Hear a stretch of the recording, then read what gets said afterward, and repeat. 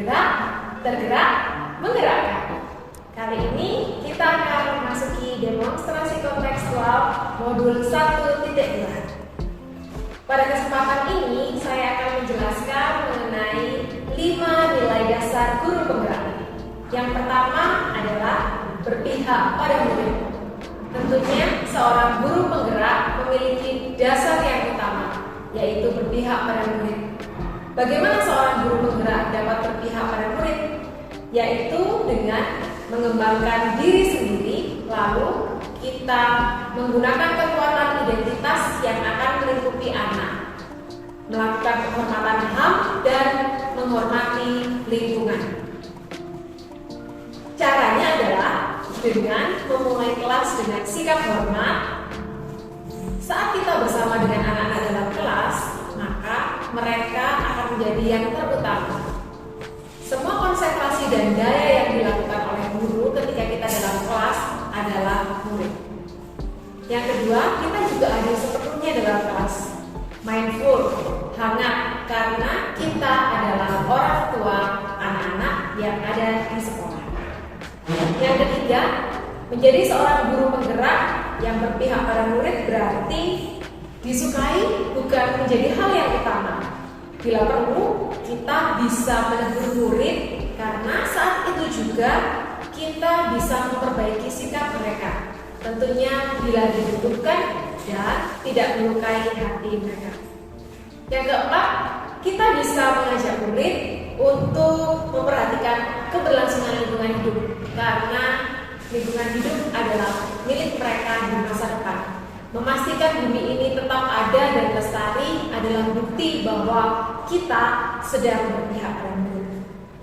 Lalu di dalam kelas kita juga bisa merancang pembelajaran yang bermakna. Contohnya kita merancang pembelajaran proyek. Apa yang menjadi permasalahan dunia saat ini akan kita pecahkan dalam proyek. Misalnya bagaimana kualitas air minum. Mereka bisa menggali bagaimana cara memecahkan masalah ini. Lalu karyanya bisa disesuaikan dengan apa yang mereka bisa tampilkan dalam podcast, pameran, ataupun melalui cerpen. Selanjutnya kita juga mendukung dalam pembelajaran siswa. Misalnya mereka membutuhkan tambahan bimbingan kepada kita saat pembelajaran remedial, atau ada materi-materi yang mereka mungkin belum paham, mereka bisa datang kepada kita dan menanyakannya langsung. Sekarang kita masuki ke nilai yang kedua, yaitu mandiri. Seorang guru penggerak memiliki nilai mandiri, yaitu merencanakan dan melakukan perbaikan diri. Bagaimana caranya? Yaitu dengan mengikuti pelatihan tanpa diminta pihak lain. Bisa juga kita melakukan mengikuti pelatihan yang diselenggarakan oleh Kemdikbud secara online.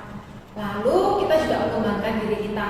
Misalnya kita memiliki sertifikat-sertifikat yang akan mendukung pembelajaran di sekolah. Contohnya sertifikat dalam menguasai ilmu tertentu sebagai kepala laboratorium, atau memiliki sertifikat untuk memudahkan kita mengendalikan Google Apps dalam sertifikat Google Certified Educator dan bermacam-macam levelnya.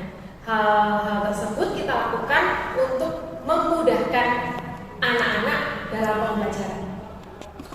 Lalu mandiri juga berarti kita memiliki daya lenting dan terpacu untuk memperlihatkan kualitas kerja dan hasil kerja.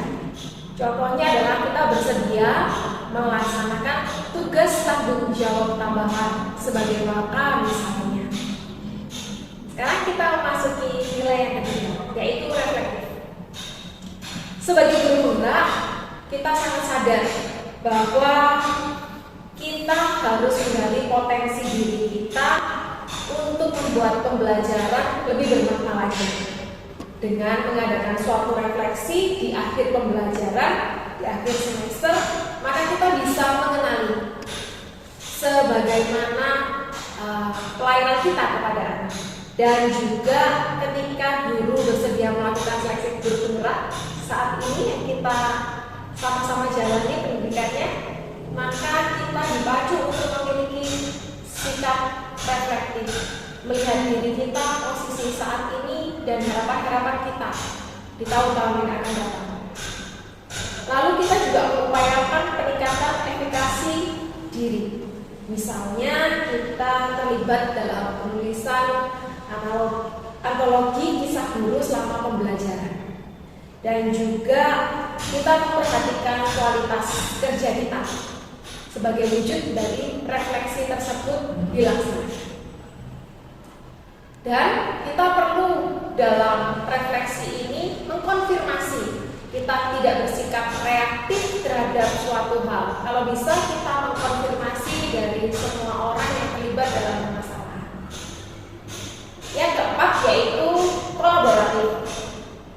Sebagai guru penggerak, kita harus mampu untuk senantiasa membangun daya saing.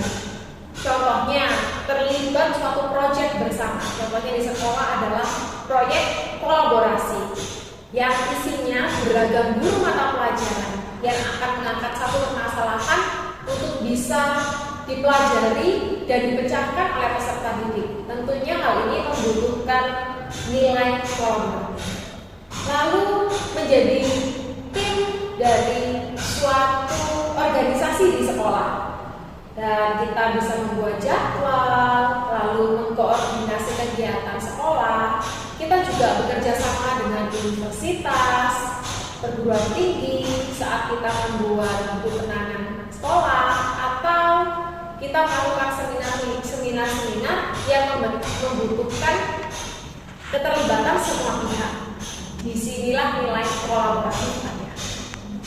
Selanjutnya kita juga bisa berkolaborasi dengan siswa, yaitu saat kita membentuk kepanitiaan, tentunya di kegiatan kesiswaan maupun di satu kepanitiaan yang akan membuat potensi mereka semakin unggul. Contohnya saat membentuk panitia buku kenangan di kelas 12. Lalu seorang guru yang memiliki nilai guru penggerak itu tentunya akan bersedia untuk berkolaborasi dengan sejawatnya, misalnya di MGMP internal maupun eksternal, merencanakan pembelajaran bersama rekan kerja dengan orang tua dan universitas supaya potensi maksimal murid bisa tercapai.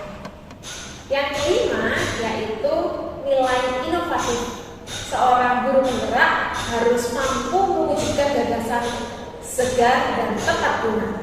Kita menggunakan semangat ko-kreasi atau gotong royong dan memberdayakan aset atau kekuatan yang ada di sekolah untuk mewujudkan visi bersama. Contohnya, ketika kita membuat profil sekolah, kita melibatkan banyak pihak untuk bisa mewujudkan terciptanya video profil sekolah pada tahun pelajaran tertentu. Lalu ketika kita mengelola media sosial, tidak bisa kita melakukannya seorang diri. Kita akan membutuhkan kerjasama tim supaya hal tersebut bisa terwujud.